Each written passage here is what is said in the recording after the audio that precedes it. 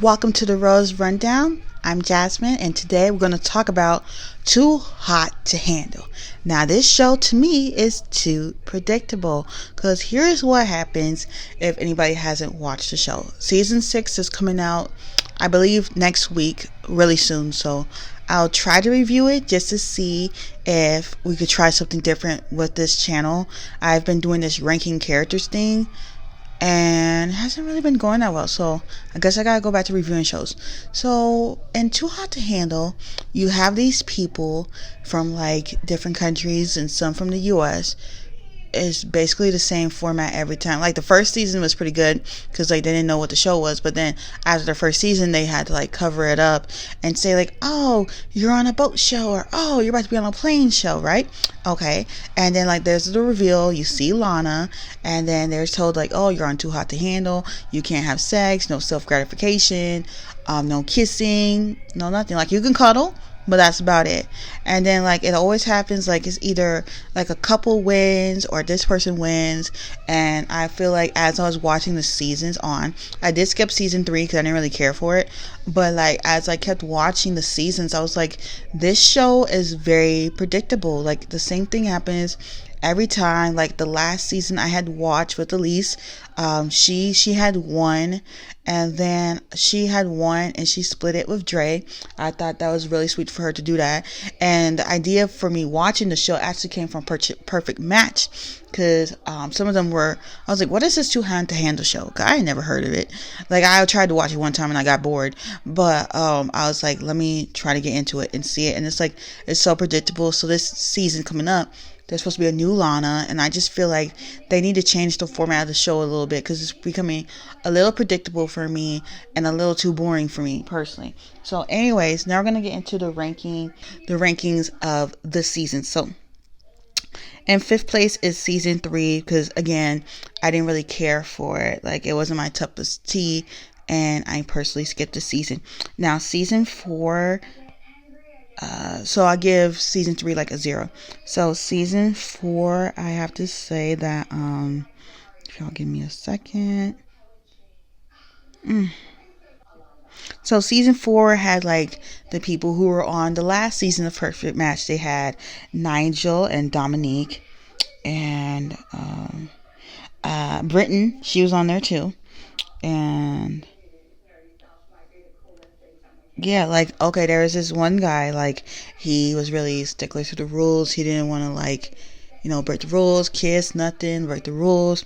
And the decoy show they chose for this was like Wild Love. I already forget what it was about.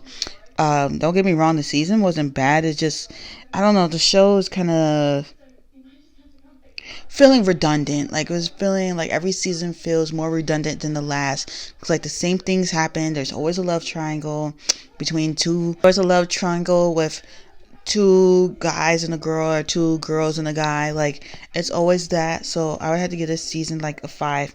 It was just feeling a little too redundant for me.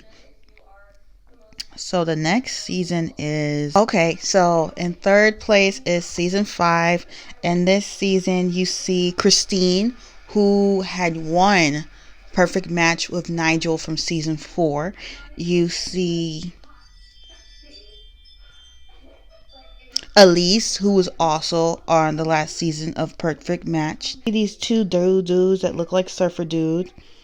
Honestly, I continue to watch for Christine because like I was one of, if y'all watch my last video that talked about the Perfect Match, I will put it somewhere in the cards. And I was mentioning how like, oh, like this is ridiculous. Like Christine and Nigel was barely like dating or anything, this, that, and the third. And like they won. I was like, it's ridiculous. But like Christine really had like hardcore feelings for Louis.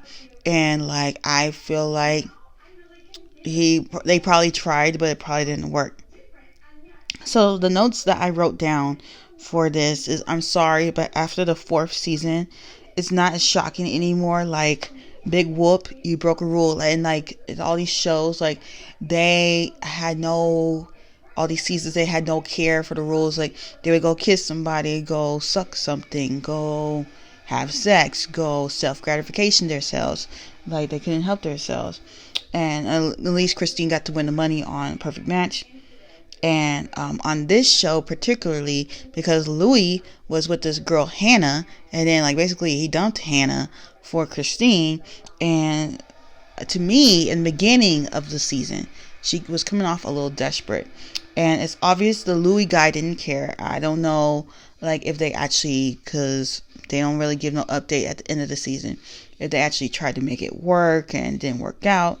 And they both, like Christine and Louis, was actually losing the group a lot of money. Like they couldn't help themselves, and the show just kept becoming more predictable. Well, I'll give this season a 7, but it's just the show just kept becoming more predictable. And second place is season 1. When I saw this, I was like, wow, this is different than any other show out there. Like you always see like somebody getting engaged or somebody getting married, but this show, it was about like making connections, this, that, and the third. I like the concept of the show, just when you get to see Francesca and that stupid Harry, and you could see like Harry wasn't shit from the get-go. Like when he first came onto the scene with that show, he wasn't shit, and he still ain't shit now. So you'll notice that. And the Haley girl was just annoying. I don't know if she was put there as a plant to be the negative one. Like, oh, I don't care about you. She kissed Francesca. Like, she just didn't give a damn. She just didn't care. And like Lana was like, you gotta go. You're not trying to be changing or nothing. And then like there was the watches thing as well, where like if your watch turned green, you can kiss. But like some people, they could not control themselves. I think I would do great on this show as someone that doesn't, have sex. So I would probably end up winning. But at the same time, like they don't reward the people who like they never touched anybody, they never played with themselves or anything like that. It's like it's always the people who did the most that win the money. I would like to see it reversed. Like let's see somebody who changed and didn't break the rules so many times, personally, in my opinion. And then season 2, we see Melinda, who Harry kissed on Perfect Match. And yeah, we see Melinda, and there was only 2 couples from these shows. There was Seb and Kayla, and Emily and Kim. And then season 1, I gave it like we're gonna give season 1 an 8, and then season 2 we're gonna give it a 9. Cause I was like, Melinda, she got this great guy, this, that, and the third, and didn't work out with, like, what's up with these shows where y'all can't work out with the people? Like, it's weak. Netflix is dating shows, they're weak, because like Love is Blind, some of them don't work out. Dating Related, pretty sure none of them worked out. Too Hot to Handle, pretty sure none of them worked out. Perfect Match, like it's the same thing. Like they tried for like 2 months and then quit. Like that ain't trying. That's a fillet in the bed. That is a fillet in the freaking bed. But I'll give the whole show like a 7. I'm excited to see season 6 when it comes out. But yeah, maybe we could make some shows where people actually make real connections, like The Bachelorette or The Bachelor. Like some of those couples are still together. Not all of them. Don't count the Golden Bachelor, because like those two, they shouldn't have never got married in the first place. But yeah, don't forget to like, comment, and subscribe, and I will see you next time. Bye.